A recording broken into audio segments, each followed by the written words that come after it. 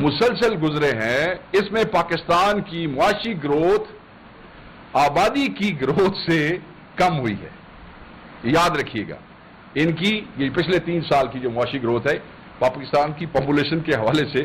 اچھا، اب جس کی وجہ سے، اب اس کے ریپرکشنز بھی ہے، جس کی وجہ سے تاریخ کی بلند ترین بے روزگاری اور غربت کا سامنا ہے آپ لوگوں کو، اس وجہ سے یہ ان کے پچھلے 3 سالوں کے کرتوتوں کی وجہ سے. ایم او یوز جو ہے وہ قبرستان لا چھڑیا انہوں نے. ادھر ایم او یو سائن کرو، ادھر ایم او یو سائن کرو. کتنے ایم او یوز مٹیریلائز ہوئے ہیں، کتنے ایم او یوز ٹرانسلیٹ ہوئے ہیں. ہمیں کبھی کوئی یہ پریس کانفرنس اس پہ کوئی پی ٹی آئی دے نال کوئی رولا ہوئے، صبح سے لے کے شام تک ایک بی بی بول دی ہے، پھر دوسری بول دی ہے، پھر ایک بابا اتھوں بولتا ہے، پھر دوسرا بولتا ہے، صبح سے لے کے شام تک. اور مجھے پتا ہے آپ تو دوست ہمارے چیزیں ہماری رپورٹ کرتے ہیں، مگر ان کی تو چلوائی جاتی ہے چینلز کے اوپر. وہ جس بندے نو کوئی جاننا نہیں، ویکھنا نہیں چاہتا، سننا نہیں چاہتا، انہوں بھی اسی گھنٹہ لائیو دیکھ رہے ہیں. کیا کریں، مجبوری ہے آپ لوگوں کی، چینلز کی مجبوری ہے، وہ چلاتے ہیں. وہ کون لوگ ہیں جنہیں کوئی سننا نہیں چاہتا، جن کو دیکھ کے لوگ ٹی وی جو ہے سوئچ کرتے ہیں، مگر ان کو. اچھا، دھیلے کا، میں بار بار دھیلا میں اس لیے کہہ رہا ہوں کیونکہ پرائم منسٹر نے دھیلے کا لفظ استعمال کرنے کا بڑا شوق ہے. دھیلے کا کچھ نہیں ہے جناب. میں یہاں کہوں گا دھیلے کا ڈالر، یہ کیونکہ یہ ڈالر والی سرمایہ کاری ہے. ہمیں تو یہ محسوس ہوتا ہے کہ دھیلے دے ڈالر دی تھوڑی سرمایہ کاری نہیں ہوئی. بتاؤ کیا کون سی بڑی سرمایہ کاری لے کے آئے. وہ کوئی فوڈ چین ایک میرے خیال میں وہ اس کی بات مثال دے رہے تھے، البیک والی، وہ بہت بڑی پاکستان کی معیشت کے اندر کوئی اضافہ ہوا ہے، پتہ نہیں کوئی مٹیریلائز ہویا کہ نہیں ہویا، چلے تک نہیں آیا. جس سٹاک مارکیٹ کے، وہ بھی تفصیل آپ کو مزمل بھائی بتائیں گے، جس سٹاک مارکیٹ کے چرچے کیے جا رہے ہیں، اور سٹاک مارکیٹ میں یہ ہو گیا، سٹاک مارکیٹ. بھائی صاحب یاد رکھیے گا کہ جو فورن کمپنیز پاکستان میں سٹاک مارکیٹ میں رجسٹر تھیں، وہ مسلسل اپنے شیئرز بیچ رہی ہیں. جو فورن یہاں پہ جن کی کمپنیز آپریٹ کر رہی تھیں، وہ اپنے شیئرز بیچ کے پاکستان سے جا رہے ہیں. اور یہ بھی بتائیں گے کہ وہ کون سی ملٹی نیشنل کمپنیز ہیں جو پچھلے 3 سالوں کے اندر جو ہے وہ بھی وہ جا رہی ہیں، اور کیوں جا رہی ہیں، ان کی معاشی پالیسی کے حوالے سے. میں نے پشاور میں کوشش کی، میں بامر مجبوری وہاں پہ موجود ضرور تھا کہ میں وہاں پہ ریگولر پریس کانفرنسز کرتا رہتا. اور پچھلے 2-1 ہفتے پہلے میں نے جو پریس کانفرنس کی، ویسے تو میں نے آج سے 5-6 دن پہلے وہاں پریس کانفرنس کی، مگر ایک پریس کانفرنس میں نے کسانوں کے ساتھ کی، جس میں پنجاب کے کسان، جس میں سندھ کے کسان، جس میں کے پی کے کسان، بلوچستان سے نمائندگی وہ ہمارے دوست پہنچ نہیں سکے، ان کے ساتھ بیٹھ کے کی. اور جس میں نے گندم سکینڈل کے حوالے سے، گندم کے ریٹ کے حوالے سے، بجلی کے ریٹ کے حوالے سے، ڈی اے پی کے حوالے سے، یوریا کے حوالے سے بات کی. اور ہم یہ سمجھتے ہیں کہ جو کسان دشمن ہے وہ پاکستان دشمن ہے. فلانا ٹریکٹر لے لو سبسڈی کے اوپر، فلانا، اور وہ چیزیں کتنی مٹیریلائز ہو رہی ہیں، وہ بھی تفصیل آپ کو ہم چند دنوں میں آپ کے سامنے رکھ دیں گے کہ وہ جو کہانیاں سنائی جا رہی ہیں، مطلب ایکڑ کے اوپر 5,000 روپیہ جو ہے وہ کسان کو. یار آپ مطلب اور اس سے زیادہ بےعزت کرنے کا کوئی آپ کے پاس اور طریقہ کو نہیں ہے. بولے قلعے دے ہوتے تو 5,000 روپیہ جو ہے دے رہے ہو کسان نو، کس لیے؟ اور پھر جو پالیسی آئی تھی، وہ جتنا دے رہے تھے اتنا لے رہے تھے واپس. سو ان کو شرم نہیں آئی. اس پریس کانفرنس کے بعد بھی اگر آپ دیکھ لیں تو جو پاکستان کی کیش کراپس ہیں، جو پاکستان کی مین کراپس ہیں، اس میں بھی 13% جو ہے وہ گراوٹ آئی ہے. ہم ایگرو اکانومی ہے، ایگریکلچرل بیسڈ ہمارا جو ہے اکانومی ہے، یہی ہماری بیک بون ہے. ہم اب کہتے ہیں کہ ہم ایک زرعی ملک ہیں، ہمارا 70-75% علاقہ جو ہے وہ زرعی علاقہ ہے. اور یہ جو گورنمنٹ ہے، یہ دیکھیں کہ یہ کسانوں کے ساتھ، کسان رو رہا ہے ہر جگہ کے اوپر. پنجاب حکومت کیا کر رہی ہے؟ میں کہتا ہوں کہ ہر کسان ایک کہانی ہے. بچوں کے کھلانے کی روٹی کے پیسے نہیں ہیں، بجلی کے بل کے پیسے نہیں ہیں، کھاد ادھار، بیج ادھار، اور اب وہ بیج کے پیسے واپس کرنے ہیں، کھاد کے پیسے واپس کرنے ہیں. جب کراپ آ رہی ہے تو پھر اس کے بعد جب وہ کراپ آتی ہے تو نہ کہ وہ کیش میں بیچ سکے، وہ بیچارہ بیج والے کو اور پیسٹی سائیڈز والے کو وہ کھاد کی اپنا وہ جو کراپ ہے وہ اس کی بوریاں اٹھوا کے اس کے پیسے میں کٹوا رہا ہے کسان. یہ ہو رہا ہے پنجاب میں. اتنے تسی کہنے ہو کہ جی یہ ایک مافیا ہے، ہم ان کے ہاتھوں سے بلیک میل نہیں ہوں گے. جو تمہارے ملک میں اناج اگا کے تمہارے بچوں کو روٹی کھلا رہا ہے وہ مافیا نہیں ہے، وہ واحد ایک ایسا جو ہے وہ طبقہ ہے جس کا توکل رب کے اوپر سب سے زیادہ ہے اور جو کوشش کرتا ہے کہ پاکستان کی یہ ضروریات پوری ہو سکیں، اس کے باوجود آپ لوگوں کے کیا حالات ہیں؟ اور یہ آپ کیوں کر رہے ہیں کہ دوبارہ ایک سکینڈل ہو، کہ دوبارہ آپ کو جو ہے وہ گندم جو ہے امپورٹ کرنی پڑے اور دوبارہ آپ کے جو ہے وہ کھانچے لگ سکیں؟ پچھلے کھانچے کا تو ابھی تک ہوا کوئی نہیں، کچھ نہیں ہوا، نہ کوئی ذمہ دار ٹھہرا، نہ کسی کو پکڑا، نہ کسی کو اٹھایا، نہ کسی کو بٹھایا۔ یہ ان کے حالات ہیں۔ پاکستان کو ان کی اس کسان دشمن پالیسیز نے، میں بالکل واضح کہنا چاہتا ہوں، فوڈ انسیکیور کر دیا ہے۔ اور اس سے بڑا ظلم جو ہے وہ کسی ملک کے ساتھ کوئی حکمران نہیں کر سکتا، وہی کر سکتا ہے جو فارم 47 کا جعلی حکمران ہوتا ہے، صرف وہی کر سکتا ہے۔ کمروں میں بیٹھ کے کسان کی پالیسیاں بنا دینا اور پھر اس کے بعد اوپر سے ان کو ٹیز کرنا، مطلب ہے کہ ان کو چڑھانا ایسی گفتگو کر کے کہ یہ بلیک میل کرتے ہیں، یہ بالکل غلط ہے۔ جب آپ ان کو آپ ریلیف دیں گے تو پوری اکانومی میں ریلیف آتا ہے۔ یہ اس طرح کا کمپیریزن دینا کہ اگر ہم نے ان کو ریٹ زیادہ دے دیا تو پھر کیا ہوگا جی؟ پھر آٹا مہنگا ہو جائے گا۔ وہ آٹا تو ویسے ہی مہنگا ہو جاتا جی، آٹا پھر مہنگا ہوگا۔ آپ نہیں دے رہے نا، آٹا پھر مہنگا ہوگا، پھر کون جواب دے گا؟ شوگر کا ریٹ آپ دیکھ لیں آج کل کیا ہے، گنے کی ملیں 200 روپے کلو ہو گیا ہے، یہ آج سے 3-4 دن پہلے 176 روپے کلو تھا۔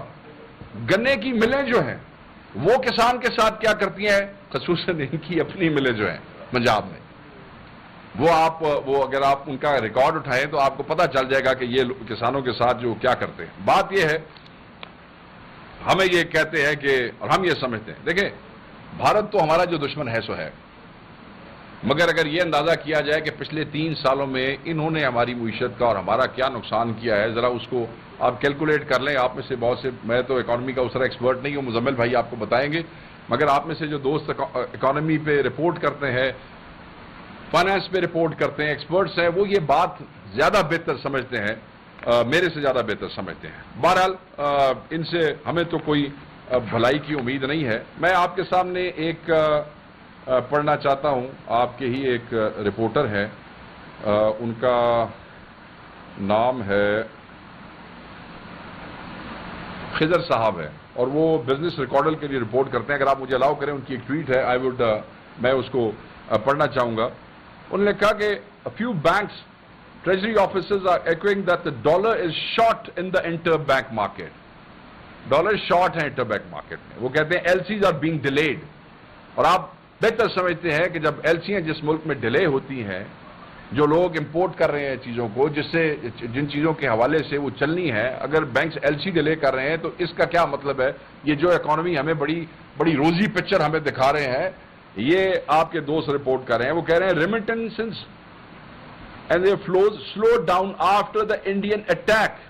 now یہ گل سن لو کہ ریمیٹنسز کے فلوز جو ہیں وہ سلو ڈاؤن ہوئے ہیں۔ وہ اللہ کے بندے، پاکستانی قوم کی ہندوستان کے خلاف اتنی بڑی جیت،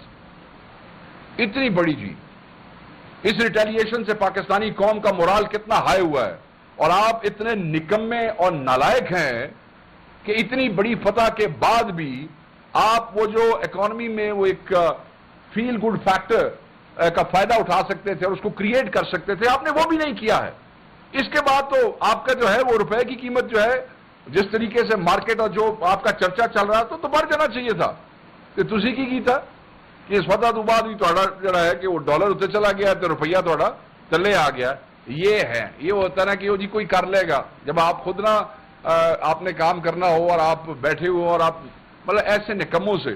پھر State Bank of Pakistan is slowly depreciating, ٹھیک ہے جی، کرنسی کی میں بات کر رہا ہوں۔ تو کہنے کا مقصد یہ ہے کہ یہ میڈیا رپورٹ کر رہا ہے، جو تصویر یہ بنانے کی کوشش کر رہے ہیں، جو آبویسلی پورا دن ٹی وی تے چار پریس کانفرنس بکھائیاں جان گیا، ہیمر کر رہے ہیں، وہ پتہ تو تب لگتا ہے کہ جب کوئی چیز آن گراؤنڈ ٹرانسلیٹ ہوتی ہی نہیں ہے، کوئی چیز لوگوں تک اس طرح پہنچتی نہیں ہے۔ دیکھیں نا، بندوں کو اس کا کوئی فائدہ ہو تو پھر سمجھ آئے۔ اب مریم نواز صاحبہ نے اکانومی پہ زیادہ بات یہ کریں گے، میں تو میں نے کہا کہ میں اس پہ، مریم نواز صاحبہ نے کہا کہ جناب ہندوستان نے اتنا نقصان نہیں کیا 7 اور 8 مئی کو پاکستان کا، جتنا نقصان کس نے؟ پی ٹی آئی نے 9 مئی کو کیا۔ اور تو انہوں سمجھ آیا جی کہ وہ جو خاموشی تھی مریم نواز صاحبہ کی، وہ جو خاموشی تھی میاں نواز شریف کی، وہ خاموشی کی وجہ کیا تھی؟ وہ ہندوستان کو اپنا دوست سمجھتے تھے. مطلب میں ان لوگوں کی عقل پہ کیا کہوں جو عمران خان کو اس ملک کا دشمن سمجھتے ہیں، اور وہ سمجھتے ہیں کہ مودی بہتر ہے اور مودی نے کوئی نقصان نہیں کیا ہے، اور جو نقصان کیا ہے پی ٹی آئی نے، مطلب 9 مئی کا فالس فلیگ آپریشن، اس کو وہ کمپیئر کرنے کی کوشش کر رہے ہیں. کس کے ساتھ؟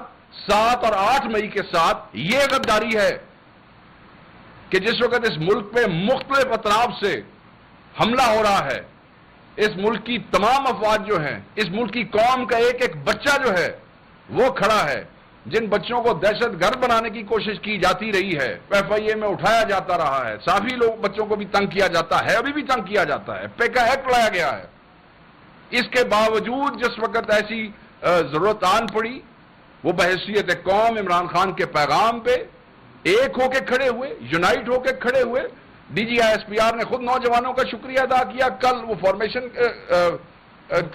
کور کمانڈر جو کانفرنس تھی، اس کے اندر بھی انہوں نے نوجوانوں کا شکریہ ادا کیا.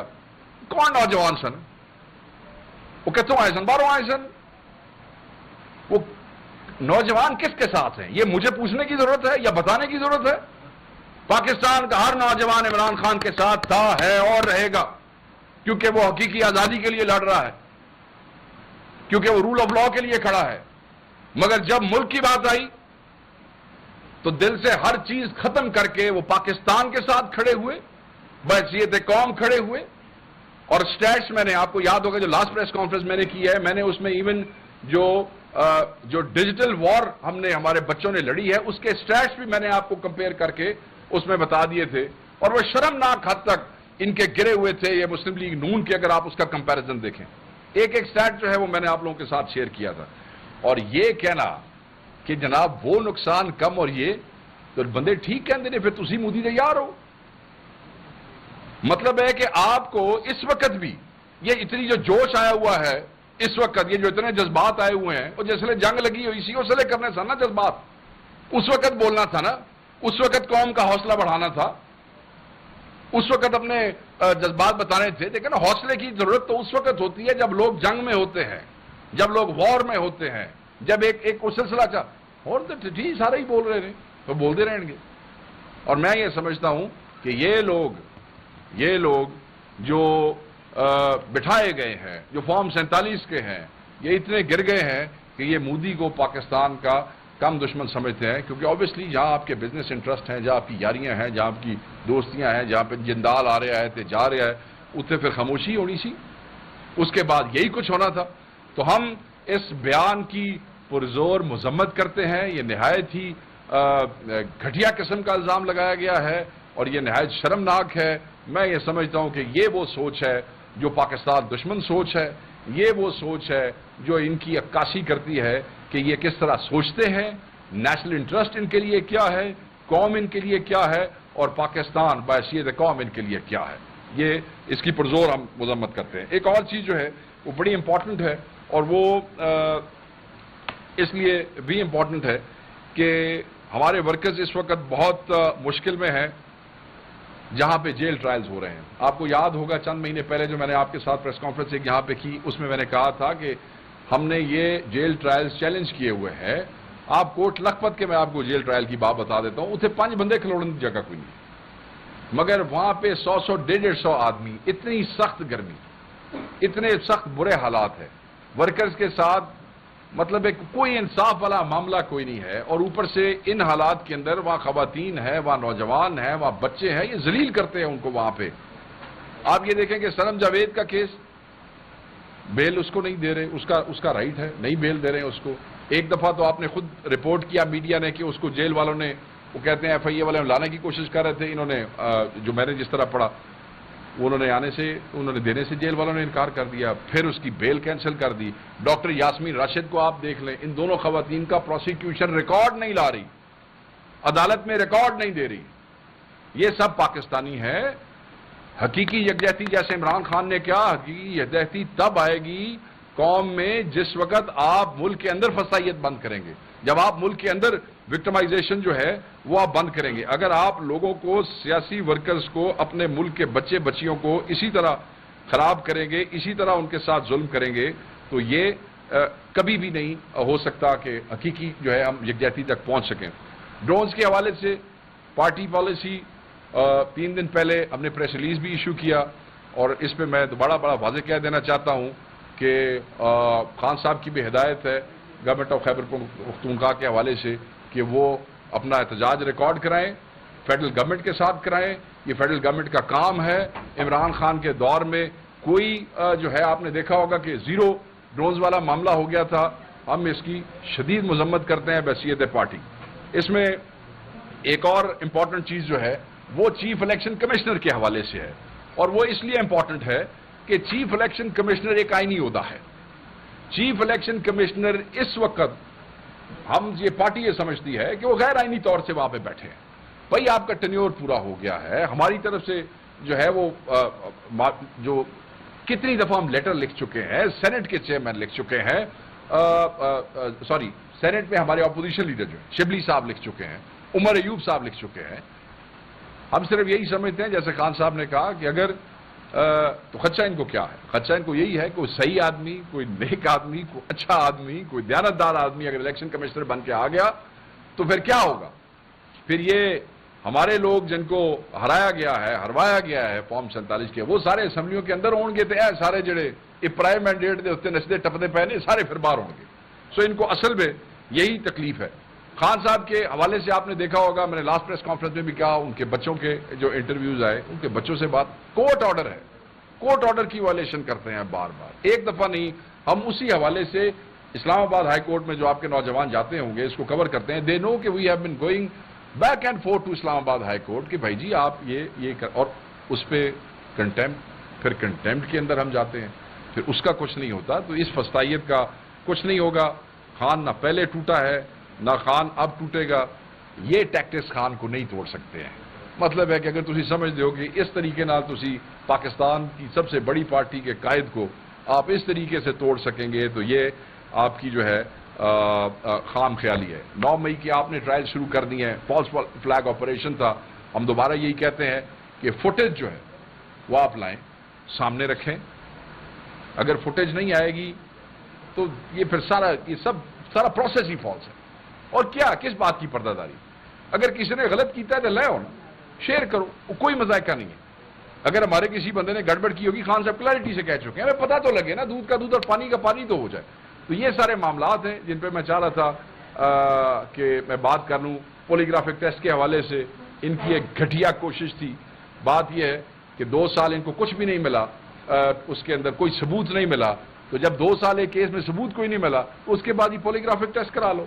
مطلب ملک کے سابقہ وزیر اعظم کو، پاکستان کے سب سے بڑے قائد کو آپ وہ مشین لگا کے چیک کرنا چاہتے ہیں کہ سچ بول رہا ہے کہ جھوٹ بول رہا ہے؟ ثبوت لے آؤ نا، ثبوت کتنے ہیں؟ ہم نے اپنے لائرز کو کہا کہ اس کو آپ چیلنج کریں، وہ دوڑ دوڑ کے جا رہے ہیں، روز گاڑیاں لے کے آ جاتے ہیں کہ کراؤ۔ تو ہم یہ سمجھتے ہیں کہ یہ توہین اور ہیوملیٹ کرنے کی کوشش ہے، and we will not accept that and we will challenge it. We have said it before and we do it again. Thank you very much, I am sorry I took a little long, but economy پہ بات کریں گے مزمل بھائی، اور تفصیل سے بات کریں گے، بڑا ضروری ہے۔ جی بسم اللہ الرحمن الرحیم۔ جی بسم اللہ الرحمن الرحیم۔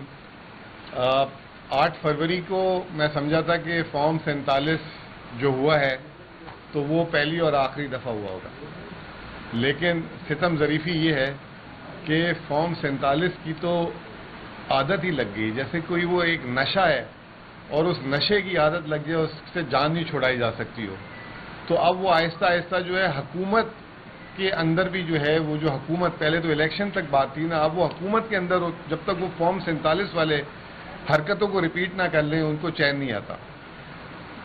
پاکستان یہ جو مہینہ ہوتا ہے، یہ جو خاص طور پہ یہ جو جس ہم ہفتے میں داخل ہو گئے ہیں، یہ ہمارے پورے پاکستان کے لوگوں کو ایک امید دلانے والا مہینہ ہوتا ہے۔ یہ مہینہ ایسا ہوتا ہے کہ یہ بتاتا ہے کہ ہمارے اگلے سال معاشی حالات کیسے ہوں گے، ملک کے معاشی حالات کیسے ہوں گے، صوبوں کے کیسے ہوں گے، شہروں کے کیسے ہوں گے، کاروبار کے کیسے ہوں گے، ہمارے کیسے ہوں گے۔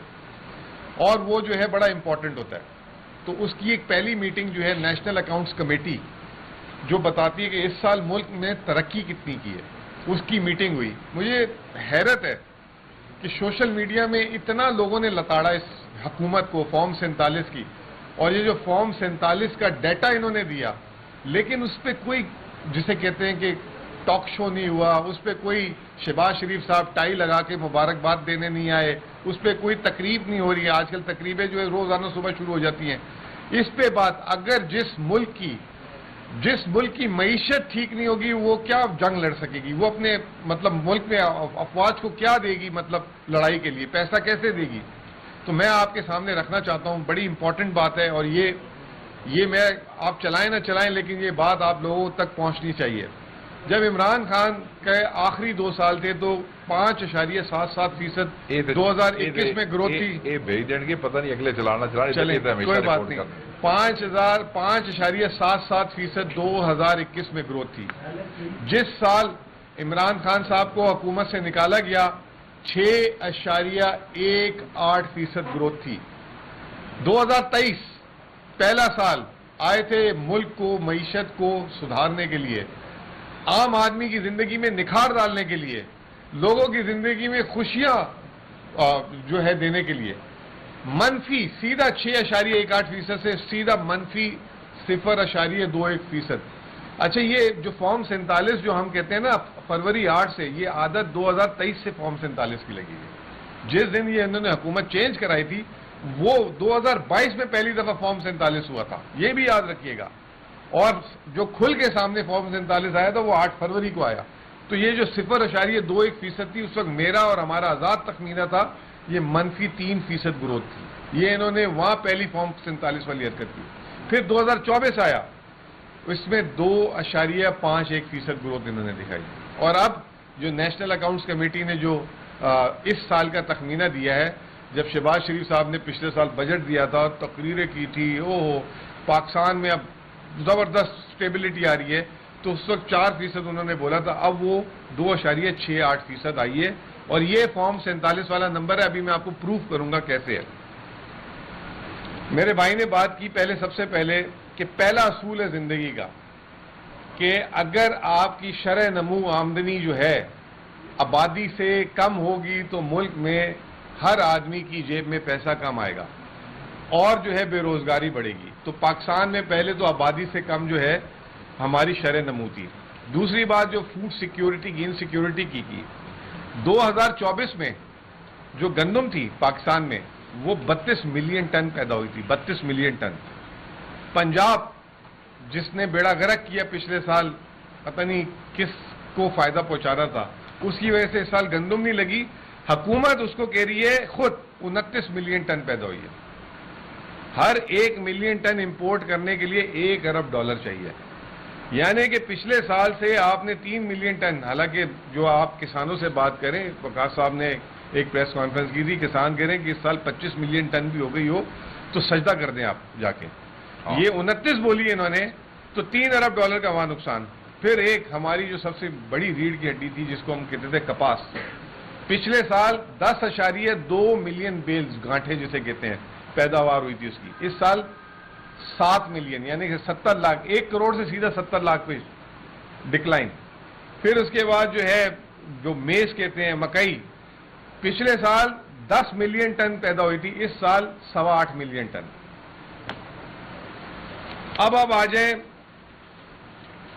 یہ کہتے ہیں کہ 2.68% اس ملک میں گروتھ ہوئی ہے. 2.68% میں خود کہتے ہیں کہ جو بڑی صنعت ہے اس کی منفی 1.5% گروتھ ہے. خود کہتے ہیں کہ 13.5% جو میں نے ابھی آپ کو بتایا، انہی کے اعداد و شمار بتا رہا ہوں، میرے نہیں ہے، یہ پی ٹی آئی کے نہیں ہے. خود کہتے ہیں گندم پچھلے سال سے اتنی گر گئی، مین کراپ 13% گر گئی. اب 2.68% کیسے گروتھ آ گئی؟ اب ان کی جادو دیکھیں. خود کہتے ہیں کہ پہلا سمائی، سال میں 4 کوارٹر ہوتے ہیں، پہلی سمائی میں اس ملک میں گروتھ ہوئی تھی 1.37%. دوسری سمائی جو ہے اس میں ہوئی تھی 1.5% گروتھ. تیسری سمائی جو گزری ہے مارچ کی، اس میں ہوئی تھی 2.4% گروتھ. اب جو آخری کوارٹر جو ابھی چل رہا ہے اس میں یہ کہہ رہے ہیں کہ 5.5% گروتھ ہو جائے گی. 5.5%, یعنی پورے 9 مہینے میں 2% سے بھی نہیں آپ رفتار سے چل رہے. جو چوتھا کوارٹر جو چل رہا ہے ابھی اس میں مطلب آدھا باقی ہے, اس میں کہہ رہے ہیں 5.5% گروتھ ہو جائے گی. اس 5.5% گروتھ کی وجہ سے کہہ رہے ہیں کہ ملک میں شرح نمو 2.68%. مطلب آپ مذاق, پہلے تو یہ ہم نے برداشت کر لیا تھا, یہ ملک برداشت تو کسی نے نہیں کیا تھا, یہ جو آپ غلط الیکشنوں میں کام کرتے تھے. یہ نمبر عالمی دنیا میں جاتے ہیں. مطلب آپ کے ملک میں جو بات کر رہے تھے نا, ایک دھیلے کا ڈالر نہیں آیا, وہ اسی وجہ سے نہیں آ رہا. مذاق اڑا رہے ہیں لوگ کہ یہ کیا مطلب ان کی آنےسٹی ہے, یہ کیا ہمیں مطلب بیٹھ کے جب ہمارے سامنے بیٹھتے ہیں تو اس طریقے سے اگر یہ فچ نمبر جو ہے بات کریں گے تو کون ان پہ اعتماد کرے گا, یہ سرمایہ کاری ڈالے گا. جیسے میں نے آپ کو بتایا کہ اب زراعت ہے, زراعت میں مین کراپ جو اصل کیش کراپس ہیں وہ منفی ہیں, لیکن کہہ رہے ہیں کہ ملک میں مال مویشی اس سال اس ملک میں ہر سال گروتھ کا تخمینہ بڑھانے کے لیے, جس کی گنتی نہیں ہو سکتی, اس کو جو ہے اس کی گروتھ بڑھا. کہہ رہے ہیں اس ملک میں مال مویشی جو ہے وہ 5% سے گرو کرے گا, 5% سے گرو کر رہا ہے. اور حال یہ ہے کہ چکن کی پرائس, آپ سارے اندر بیٹھے, اب چکن بھی جو ہے نا, پہلے کہتے تھے کہ جو بندہ گوشت نہیں کھا سکتا اس چکن پھر کھلا دیتا تھا, 200-300 روپے کلو ملتی تھی چکن کی قیمت. بیف کی قیمت, بکرے کو تو چھوڑ ہی دیں, جہاں سے ہم شہر سے آج کل کام کر رہے ہیں وہاں پہ تو دمبا لوگ کھاتے ہیں, تو اس کو بھی آپ چھوڑ ہی دیں. پھر اس کے بعد یہ کہتے ہیں, اب آپ سنیں کہ 9 ماہ میں ملک میں, وقاص صاحب آپ بھی سنیں, بجلی 5% منفی پیداوار ہوئی ہے, لیکن آخری کے 3 مہینے میں 30% سے زیادہ پیداوار بڑھ جائے گی, کیونکہ 2.68% لانا تھا فارم 47 والا. کنسٹرکشن پورے 9 ماہ میں کہہ رہے ہیں کہ منفی 9.3%, منفی 9.3% ہے. آپ کے سامنے سارے مزدور بیٹھے ہوتے ہیں, کوئی ملک میں جو ہے نا اس وقت کراچی میں تو بالکل ہی کام بند ہوا ہے. منفی 9.3% 9 ماہ میں ہے. آخری کے 3 ماہ جس میں, اس میں 6% سے گرو ہونے لگے گی, یعنی کہ کنسٹرکشن میں جو ہے نا پر لگ جائیں گے. ٹھیک ہے جی. اس طریقے سے انہوں نے جو ہے وہاں پہ بھی فجنگ کی. پھر پرائم منسٹر صاحب کل جو ہے نا ملتے ہیں ان سے, IMF والوں سے, اور انہیں کہتے ہیں کہ میں بہت زیادہ پازیٹو ہوں, ملک میں معاشی گروتھ جو ہے وہ بڑھ جائے گی. اب آپ کو میں کچھ بتا دوں, یہ بجٹ سامنے ہے, پیش ہے. آج کی اخبار کی ہیڈ لائن ہے کہ گورنمنٹ سوچ رہی ہے کہ فیڈرل ایکسائز ڈیوٹی جتنی بھی پروسیس فوڈ ہیں, بسکٹ, کیک, چپس, ان پہ فیڈرل ایکسائز ڈیوٹی لگا دی جائے. دوسرا, IMF کے پیر پکڑے جا رہے ہیں, ان کی منتیں کی جا رہی ہیں کہ ان سے جو وعدہ کیا ہوا تھا کہ کھاد اور پیسٹیسائڈس اس پہ جو ہے سیلز ٹیکس کو بڑھانے کی بات کی جا رہی ہے. IMF کہہ رہا ہے اس کو کرے, لیکن یہ حکومت ان کی منتیں کر رہی ہے کہ اور مزید نہ بڑھائیں, ہم ویسے ہی ہماری کمر ٹوٹ گئی ہے. پھر اس کے بعد جو تیسری چیز یہ کہ جو حکومت نے پچھلے دنوں ایک بات کی تھی کہ ہم تنخواہ دار طبقے کو جو ہے ریلیف دیں گے. انہوں نے بات کی تھی کہ ہم جو ہے پراپرٹی سیکٹرز کو ریلیف دیں گے. انہوں نے کہا ہم جو ایکسپورٹس کو ریلیف دیں گے. IMF اس پہ نہیں مان رہا, بجٹ میں صرف 10 دن رہ گئے ہیں. دوسرا, جو ٹیکس کے ٹارگٹ ہے, ٹیکس کا ٹارگٹ IMF کہہ رہی ہے کہ اگر ٹیکس کا ٹارگٹ کم کرنا ہے تو اخراجات میں کمی کر لو. اخراجات میں تو خود ایگری کرتا ہوں کہ جو ہے ڈیفنس کا بجٹ بڑھنا چاہیے. اب اس کی وجہ سے تاریخی ڈیولپمنٹ بجٹ 1000 ارب سے روپے سے کم آ رہا ہے. مطلب اس ملک میں ترقیاتی, یہ کون سی ترقی ہو رہی ہے کہ ترقیاتی اخراجات ہی نہیں کر پائیں گے آپ کو ترقیاتی اخراجات ہی نہیں دیں گے. آخری میں چونکہ زیادتی ہوگی کیونکہ خیبر پختونخوا سے میں تعلق رکھتا ہوں, تو اب خیبر پختونخوا کی 1-8 منٹ میں بات ختم کروں گا. آخری جو CCI کینال پہ ہوئی تھی, وہاں پہ خیبر پختونخوا کے وزیر اعلیٰ نے جو ہے چڑھ کے جو ہے اپنے مطالبات واپس سے رکھے. اس ملک میں آپ بدقسمتی دیکھیں, جو 18ویں ترمیم کرتے ہیں, وہ جو ہے اس پہ NFC ایوارڈ ہوا تھا 2010-11 میں 7واں NFC ایوارڈ, اور ہر 5 سال بعد NFC ایوارڈ جو ہے نا نئے فارمولے سے ہونا چاہیے تھا. 7 کے بعد 8 ختم ہوا, کچھ نہیں کیا, 9 ختم ہو گیا, اب 10واں جولائی میں ختم ہو رہا ہے. اجلاس ہی نہیں بلا رہے کہ کہیں یہ نہ ہو کہ ہمیں جو ہے وسائل آگے پیچھے کرنے پڑ جائیں. اس حکومت کی آپ یہ دیکھیں کہ جیسے ابھی بتایا کہ الیکشن کمشنر کو نہیں اس کو چینج کر رہے, نیا الیکشن کمیشن نہیں کر رہے, ایکسٹینشنوں پہ ایکسٹینشن دیے جا رہے ہر ایک کو. اس طرح NFC ایوارڈ نہیں بلا رہے, CCI یہ تو سندھ اللہ بھلا کرے انہوں نے جو ہے وہاں پہ تھوڑی سی جو ہے مزاحمت کی اور پورٹ بند ہو گئی تھی, ترسیلات نہیں ہو رہی تھی, تو اس کی وجہ سے مجبوری میں سی سی آئی بلائی, ورنہ وہ بھی ارادہ نہیں تھا. اب انہوں نے ہم سے جون میں وعدہ کیا کہ ہم واپس سی سی آئی بلائیں گے. تو اس ملک کے جو معیشت کے جو مسئلے ہیں وہ این ایف سی اور اس سے خیبر پختونخوا نے تاریخی سرپلس دیے, 250 ارب روپے کا فائنینشیل امپیکٹ کریٹ کیے. اگلے سال بھی ہم جو ہے بہترین بجٹ دیں گے. لیکن میں آپ کو ایک بات بتا دوں, کل ہم اڈیالہ گئے تھے, مجھے کل تیسری دفعہ نہیں ملنے دیا گیا. میرا کوئی تعلق نہیں ہے سیاست سے, میں کوئی سیاسی آدمی نہیں ہوں. میں پی ٹی آئی میں بھی بیٹھ کے صرف معیشت اور معیشت اور معیشت پہ کام کرتا ہوں, ٹھیک ہے نا. میں جو ہوں وہاں کا مشیر خزانہ ہوں. خان صاحب کا ویژن ہمارے بجٹ میں آتا ہے. ہم نے صحت کارڈ کھولا, ہم نے کڈنی ٹرانسپلانٹ شروع کرایا, ہم نے ابھی لنگس کا ٹرانسپلانٹ شروع کرایا, ہم نے کوکلیئر کا شروع کرایا. خان صاحب سے ملاقات نہیں کرنے دی گئی. کسی ہمارے جو 6 لوگوں کی, مجھے بھی نہیں کرنے دی. خان صاحب سے اگر مشاورت نہیں ہوگی تو میں اس پوزیشن میں نہیں ہوں گا کہ میں جو ہوں پراپر جواب دے سکوں. جو ہمیں وفاق ہم سے جو بجٹ میں ڈیمانڈ کرے گا میں اس کے پراپر جواب دے سکوں. برائے مہربانی آپ جو ہے میرے کو ایکسس دیں جب تک بجٹ چل رہا ہے. میں بار بار جاؤں گا کہ ہم اگلا بجٹ کیسا بنا رہے ہیں, ہم ان کو بتائیں گے. وزیر اعلیٰ بھی ساتھ میرے جانا چاہتے ہیں, اور ان سے کہ ہم نے اگلے سال ترقیاتی تاریخی اخراجات کرنے ہیں, تو اس پہ ہم نے ان سے لائن لینی ہے. کبھی انہوں نے ہمیں ایک سال میں نہیں بولا کہ یہ آئی ایم ایف پروگرام چل رہا ہے کہ آئی ایم ایف پروگرام میں آپ تعاون نہ کریں. آپ کے سامنے ہے, حکومت خود کہتی ہے خیبر پختونخوا نے سندھ اور پنجاب سے آگے بڑھ چڑھ کے اس آئی ایم ایف کے پروگرام کو سپورٹ کیا, اور آگے بھی ہم کرنا چاہتے ہیں. ملک ہمارا ہے, جیسے ابھی بات کی انہوں نے, جس طرح 7 اور 8 مئی کو جس طریقے سے ہم کھڑے ہوئے اپنی فوج کے ساتھ, یہ ملک ہمارا ہے. لیکن اگر یہ جو ہے فارم 47 والے اور پنجاب کی حکومت ملاقات نہیں کرانے دیں گے تو یہ دشمنی کریں گے ملک کے ساتھ, اور یہ دشمنی برداشت نہیں ہوگی. بہت بہت شکریہ. Thank you. شیخ صاحب آپ کی وجہ سوال یہ ہے کتنا عرصہ آپ کو خیبر پختونخوا میں گزارنا پڑا, اور کس نوعیت کے آپ کے اوپر تھے, اور کیا وہ اسمبلی اجلاس میں ریگولرلی شرکت کریں گے؟ آپ سے سوال ہے ساتھ ہی, دفاعی بجٹ بڑھانے کی باتیں ہو رہی ہیں انڈیا کے ساتھ, ہم نے جو محاذ سے فتح حاصل کی, اور ریفرنس دیا گیا کہ سپاہی رمضان میں 2000 ملتا ہے اور 11 روپے فی خاندان ملتے ہیں, 30% اس کو ملتے ہیں رمضان میں. ایسی صورت میں اس کے دفاعی بجٹ بڑھنا. میں صرف اس میں ایک بات کر دوں, خیبر پختونخوا حکومت میں جو فوج کی قربانی ہے, جس طریقے سے مطلب کئی عرصے سے ہماری اس سال اس حکومت نے خیبر پختونخوا میں جو ہمارے فوجی بھائی شہید ہوئے, پہلی دفعہ زندگی میں کسی سیاسی گورنمنٹ نے یہ اعلان کیا اور کر کے بھی دیا اور پورا کیا کہ 20 لاکھ روپے اگر کوئی فوجی شہید ہوگا اس کو ہم صوبائی حکومت اپنے خزانے سے دے گی.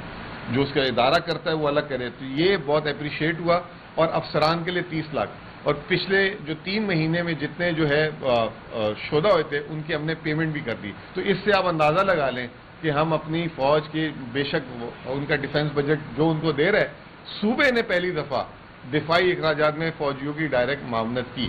یہ اس کا پہلا جواب ہے آپ کے لیے. دفاعی بجٹ میں بالکل دیکھیں, آپ کا دفاعی بجٹ, میں آپ کو صرف مثال دیتا ہوں کہ دفاعی بجٹ آپ کا پچھلے سال 1800 ارب روپے تھا. سندھ حکومت کا بجٹ 3000 ارب تھا, پنجاب حکومت کا بجٹ 5500 ارب تھا, اور آپ نے سود کی ادائیگی میں 10,000 ارب دیے تھے.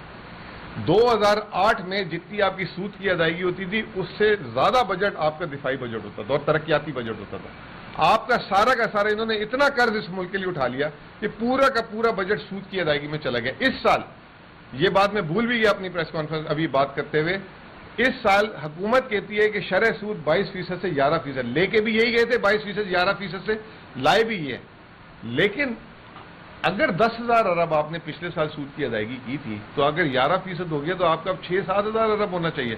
حکومت کیوں کہہ رہی ہے 9,000 ارب اس سال بھی سود کی ادائیگی ہے؟ یہ سود کی ادائیگی جو پچھلے سال سے کم ہوگی, میں سمجھتا ہوں کہ اس کو 3 حصوں میں تقسیم ہونا چاہیے. ایک دفاعی بجٹ میں جانا چاہیے, ایک ڈیولپمنٹ میں جانا چاہیے, اور تیسرا سوشل سیکٹر میں جانا چاہیے. اس ملک میں غربت انتہا کی, جیسے بتایا, بلند ترین ہے. یہ 3 حصوں میں جانا چاہیے, اور یہ 3,000 ارب کی بچت ہو رہی ہے. دفاعی بجٹ تو یہ 1800 سے 2400 ارب کی, صرف 600 ارب کی بات کریں. 3,000 ارب کی حکومت کی اگر سود کی ادائیگی میں بچت ہو رہی ہے, وہ پیسہ کہاں جا رہا ہے؟ یہ تنخواہوں میں اور یہ گھومنے پھرنے میں اور وہ باہر کے ٹرپوں میں تو نہیں جا رہا. یہ بھی چیز امپورٹنٹ ہے. میں صرف یہ بتاؤں گا کہ لگ بھگ 8 ماہ ہو گئے مجھے, اور کیسز کی نوعیت آپ کے سامنے ہے. 4 اکتوبر کے حوالے سے, 26 کے حوالے سے, پچھلے 9 مئی کے کیسز تھے, اور میجورٹی کیسز میری غیر موجودگی میں دہشت گردی کے اور کئی قتل کے مقدمات جو ہے وہ بھی ہوئے. سب فیک اور فیبریکیٹڈ جھوٹے کیسز تھے, جس حوالے سے کیونکہ آہستہ آہستہ 26ویں ترمیم کے بعد آپ کو پتہ ہے کہ ریلیف جو ہے اس کے معاملات بھی تھوڑے سے ڈفرینٹ ہو گئے ہیں جس طریقے سے پہلے بھی ہمیں ملا کرتے تھے. تو بس اس دوران وکلاء سے اپنی لیگل ٹیم سے مشورہ کرتے رہے ہیں, جو ذمہ داریاں تھیں وہ وہاں بیٹھ کے نبھاتے رہے ہیں. اور اب جب وکلاء نے کہا کہ ہم اس کے لیے فائل کر سکتے ہیں تو ہم نے فائل کیا, اور اللہ نے مہربانی کی, وہ ریلیف ہمیں ملا وہاں سے. آلموسٹ 28 دن کی جو بیل ہے وہ ملی ہے. اور میں نے انہیں کہا کہ میں خود انویسٹیگیشن میں شامل ہونا چاہتا ہوں, میں جانا چاہتا ہوں, میں پیش ہونا چاہتا ہوں جو عدالتیں ہیں جہاں جہاں پہ کیسز ہیں. اس بنیاد پہ انہوں نے مجھے بیل دی ہے. 28 دن ہے. اس دوران I have to go to all the respective high courts. اور جو کیسز ہیں بالکل ریگولر اسمبلی, میرا تو خواہش تھی کہ میں کل اجلاس میں شامل ہوتا, بٹ مجھے وہ جو سائنڈ آرڈر تھا دیٹ واز مجھے ڈیلے ہوا, مجھے ملا. تو پھر میں جب پہنچا تو اس وقت تک اجلاس جو تھا وہ ختم ہو چکا تھا, ورنہ میں کل بھی شامل ہوتا, ادھر بھی ہائی کورٹ والے اس میں بھی اور اجلاس میں. یس آئی ول بی انشاءاللہ ریگولرلی اٹینڈنگ اجلاس بھی, آپ لوگوں سے بھی ریگولر گپ شپ ہوگی. جی السلام علیکم.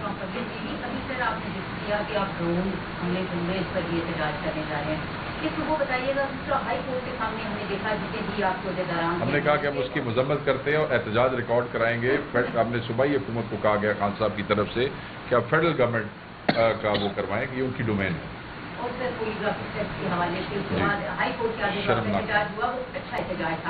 للہ. اسی طرح سے سر آپ کوئی پلان آگے آپ کر رہے ہیں یا ابھی ویٹ کر رہے ہیں, کیونکہ کل علی امین بنڈا پور نے بھی کہا ہے کہ حسین تحریک کا آغاز ہونے جا رہا ہے, اس کا پریشر تو آپ کے اوپر بڑھتا جا رہا ہے. بتائیں کوئی آپ احتجاج کی حکمت عملی کب تک آپ دیکھیں جی, جو صوبائی میری بہن جو صوبائی صدور ہے وہ اور جو سیکرٹری جنرل ہیں بیسیکلی یہ مدر پارٹی کو لیڈ کرتے ہیں, یہ ان کی ذمہ داری ہے, ان کے ذمہ لگا دیا گیا ہے. بہت سا کام کل کی ملاقات سے پہلے ہی ٹاسک ہو چکا تھا. تو بہت سے دوست ہیں جو کہہ رہے ہیں کہ ہم نے اپنا لائے عمل جو ہے وہ طے کر لیا ہے, اور بہت سے ہیں جن کو اب تھوڑا سا پش کیا گیا ہے. کل ان کا یہ سب اکٹھے بیٹھیں گے اور جب سیکرٹری جنرل اس پہ اناؤنس کریں گے میں آپ لوگوں سے شیئر کروں. وقاص بھائی اس میں ایک چیز پولیگرافک ٹیسٹ کی بات ہو رہی ہے, تو یہ 2.68 جو فج فگر ہے, تو حکومت کے لوگوں کا پہلے دیکھ لیتے کہ کتنا پولیگرافک ٹیسٹ افیکٹو ہے. تو وزیر اعظم, وزیر خزانہ اور احسن اقبال صاحب یہ تین اس میں براہ راست, تو ان کا ایک پولیگرافک ٹیسٹ جو ہے نا, جب یہ بجٹ کے درمیان یہ اعلان کر رہے ہوں تو ساتھ وہ بھی لگائیے گا کہ یہ فگر سچ بتا رہے ہیں جھوٹ, اور بجٹ بھی سچ بتا رہے ہیں. وہ خاتون ہے وہ جو کہہ رہی تھی کہ یہ سارا آپریشن ڈیزائن کیا اس نے اپنا میاں نواز شریف نے, وہ بھی پولیگرافک ٹیسٹ ہونا چاہیے. ہاں جی, یہ آپ کچھ کہہ رہے تھے سر. میں یہ فرمائیں کہ روحانی چیئرمین نے اور ان کی بہن نے اور جس طرح باقی پارٹی نے جس سول کیا فیلڈ مارشل کو مبارکباد دینے کے معاملے میں رسول صاحب نے جو مبارکباد دی, تو کیا یہ چیئرمین پہ عدم اعتبار نہیں ہے؟ تقریباً پوری پارٹی جو ہے وہ بظاہر جو ہمیں نظر آیا کہ 97% کس ووٹوں کے ساتھ کھڑی ہے کہ مبارکباد نہیں ہے. دیکھیں جی, اس معاملے پہ جو ہے وہ موقف جو عمران خان صاحب کا ہے, اس کے آنے کے بعد تو آپ کا سوال بنتا ہی کوئی نہیں ہے. اور تھینک یو ویری مچ.